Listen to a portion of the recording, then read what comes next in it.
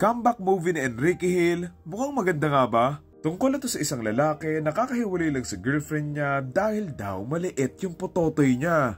Dahil dito, malungkot siyang nakapag-inuman sa mga kaibigan niya at dito siya may isip na gawin, ito ang mag-travel sa ibang bansa. Kasama ang mga kaibigan niya, nagpunta sila ng Bangkok, Thailand para magpakasaya at mag-move on. Pagpunta nila doon, nagbarbar lang sila, nagparty-party at nagwalwal lang pero isang araw habang nandun sila, magbabago ang lahat. Ito ay nang bigla siyang pagsampal-sampalin ng iba't ibang babae at sabihan siya na meron daw siyang kamuka na isang lalaki na si Big Bird na may malaking manoy. Dito na nga magugulo yung masaya nilang bakasyon nang habulan at tatakihin sila ng mga taong fans, may mga galit at mga taong may nakaraan kay Big Bird. At dito nila malalaman kung sino nga ba tong si Big Bird at paano nila matatakasan yung mga taong humahabol sa kanila. Title ng movie, I Am Not Big Bird. I must say para sa isang comeback film, what a comeback to for Enrique Hill. Matagal ko na tong sinasabi, magaling naman na artista si Enrique, may binabagayan lang talaga siyang mga role and yung mga ganito yon. This is the kind of role where he shines the most, maliban doon sa mga drama, kaya sana mas mag-explore pa siya ng mga ganito. Hindi ko lang siguro mag-get sa may trailer, bakit siya sinasampal? Ayun yung gusto kong malaman kung bakit. Dahil ba malaki yung ano niya, or dahil sa mga palabas ni Big Bird, or baka may nagawa yung Big Bird na sobrang laki. No pun intended.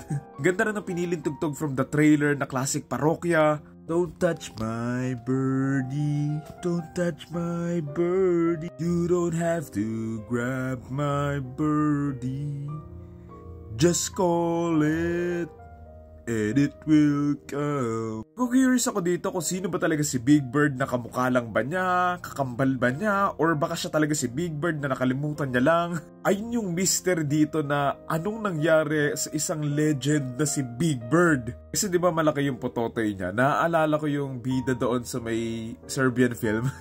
Isipin mo yun, magkakaroon ka na lang ng kamuka, yung pang may malaking hotdog. Tatawa pa ako sa trailer nito, yung mga quote daw. Meron yung kay Liza, yung sa Kifi mo, tas yung kay Chris Nolan sa Oppenheimer. And also yung kay Chokoy na nagstuhan ko yung reference na ibig sabihin, kaka-edit lang talaga nila nito. So pa sa mga nagustuhan ko dito ay yung cast nila, especially yung mga kaibigan ni Enrique. Sila Red and si Nico na ang ganda ng chemistry nila na kahit konti pa lang yung nakikita kong scenes from the trailer, kapani-paniwala namang magkakaibigan talaga sila. Dagdag mo pa si Pepe Herrera na feeling ko nagkukunwari lang siyang tay dito kasi kung hindi, baka lang maraming mag-react. Love the look, the vibe, the color of the film, and it looks fun lang talaga.